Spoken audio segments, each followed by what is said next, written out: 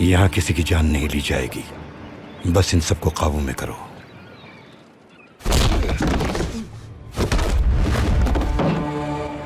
हमसे की गई वादा खिलाफी की यही सजा है। हमारे लिए क्या हुक्म है दरवेश बाबा? इन सबको फेंक दो और बागबान खोलो जल्दी, इससे पहले कि खिज़र के साथ कुछ बुरा हो उसे वापस लेकर आ जाओ। रास्ता जितना भी दुश्वार हो खौफज़दा मत होना, तुम हक के रास्ते पर चल रहे हो।